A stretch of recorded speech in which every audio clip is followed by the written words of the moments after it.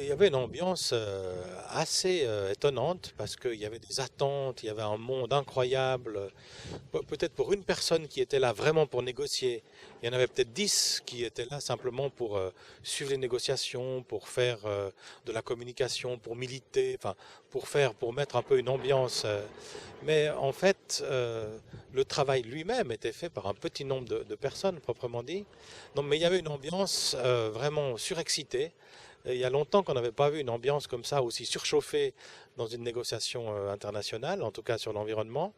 Et bon, c'est ce qui fait que beaucoup de gens ont été très très déçus parce que le résultat a rien à voir avec la manière dont on a fait mousser le sommet de Copenhague, comme si en gros la vie de la planète allait en dépendre, ce qui évidemment n'était pas le cas. Donc il y a eu une surenchère, il y a eu toute une rhétorique exagérée avant qui fait qu'on a l'impression que c'était vraiment un désastre. Mais en fait, c'était une réunion normale dans la succession des réunions de la Convention sur le climat et les choses suivent leur cours. Mais il ne fallait pas s'attendre à ce que le destin de la planète soit modifié par Copenhague. Alors il faut reconnaître que ces décisions sont extrêmement peu concrètes et que surtout il n'y a pas grand-chose. En fait, l'essentiel qui était décidé pour le moment, c'est qu'ils allaient continuer les discussions. Il y a bien eu quelques engagements pris, mais c'est des engagements tout à fait indicatifs. Euh, il faut quand même reconnaître que les résultats ont été vraiment très très faibles.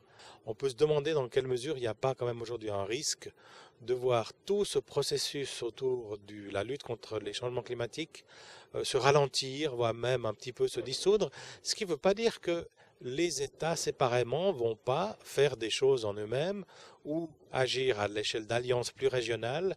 Là, ce qui est quand même en ce moment un peu en question, c'est le processus mondial, global. Il y a d'autres approches possibles, elles ne sont pas forcément catastrophiques. Mais cette idée que tous les pays de la planète ensemble vont prendre des mesures spectaculaires, on voit qu'en fait ça, c'est pas faisable.